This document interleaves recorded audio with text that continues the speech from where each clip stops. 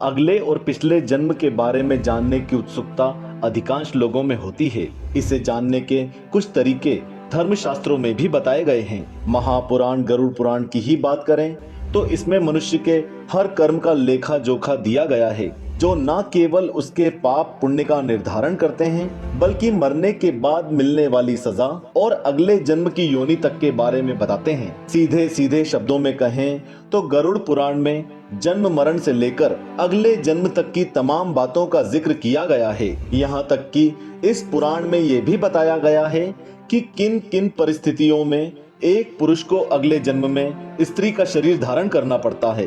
जी हाँ, वैसे तो गीता में भगवान श्री कृष्ण ने कहा है कि आत्मा अजर और अमर है। जिस तरह से व्यक्ति अपने वस्त्रों को बदलता है, ठीक उसी तरह आत्मा भी नया जन्म लेकर अपना शरीर बदलती है।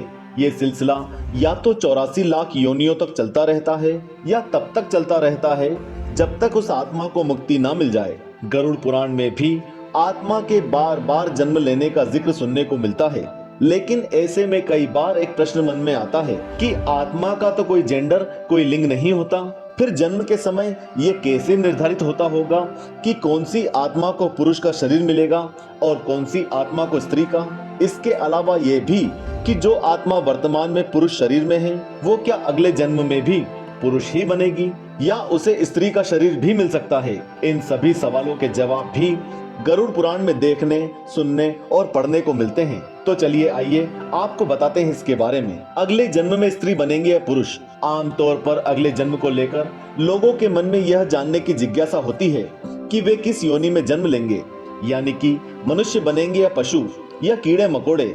यदि इंसान बनेंगे तो महिला के रूप में जन्म लेंगे या पुरुष के रूप में। इस बारे में गरुड़ पुराण में बताया गया है। 2 परिस्थितियों में पुरुष को अगले जन्म में बनना पड़ता है स्त्री। पहली परिस्थिति गरुड़ पुराण के अनुसार जब आत्मा को नया जन्म मिलता है तो जन्म पुरुष का हो या स्त्री का, आत्मा को उस शरीर के अनुरूप व्यवहार में ढालकर अपना कर्म करना होता है। शरीर के जरिए कर्म करके ही एक आत्मा अपने जन्म के उद्देश्य को सार्थक भी बना सकती है और निरर्थक भी। अच्छे कर्म करके आत्मा मुक्ति के मार्ग की ओर अग्रसर हो सकती है और बुरे कर्म करके अपनी स्थिति को भविष्य में बदतर बना सकती है।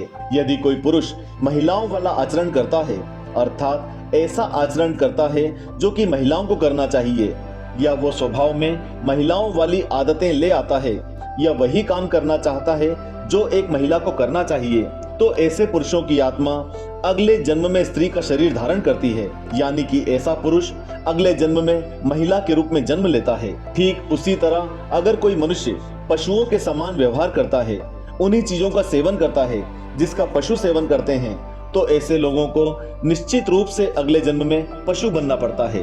दूसरी परिस्थिति, इसके अलावा गरुड़ पुराण में यह भी बताया गया है कि मृत्यु के अंतिम समय में मनुष्य की आसक्ति जिस चीज की ओर होती है उसका अगला जन्म भी उसी पर निर्भर करता है।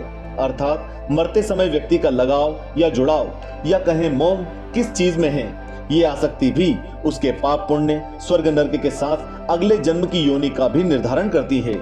यदि किसी पुरुष की मरते समय आसक्ति किसी महिला में है, या फिर अगर कोई व्यक्ति मृत्यु के अंतिम क्षण में किसी स्त्री को याद करते हुए प्राण त्यागता है, तो वो अगले जन्म में महिला के रूप में पैदा होता है। वहीं अगर वो अंतिम क्षण में परमेश्वर का नाम लेता है तो वो मुक्ति के मार्ग पर अग्रसर हो जाता है। इसलिए धर्म पुराणों में मरते समय भगवान का नाम जपने की सलाह दी जाती है, ताकि व्यक्ति जन्म मरण के इस चक्र से ही बाहर निकल जाए और भगवान के चरणों में स्थान पाए। यानी कि मृत्यु के अंतिम क्षण का विचार उसके अगले जन्म का आधार बनता है। इसीलिए शास्त्रों में कहा गया है कि मरते समय हमेशा राम का नाम लेना चाहिए। आज के लिए इस वीडियो में बस इतना ही। आपको वीडियो कैसा लगा हमें कमेंट बॉक्स में कमेंट करके बताएं। इसके अलावा आप गरुड़ पुराण के किस विषय पर वीडियो देखना चाहते हैं ये भी हमें कमेंट करके बताएं। वीडियो को लाइक कर ज्यादा से ज्यादा लोगों तक शेयर करें। नए लोग चैनल को सब्सक्राइब कर बेल आइकन जरूर दबाएं। ओम नमः शिवाय।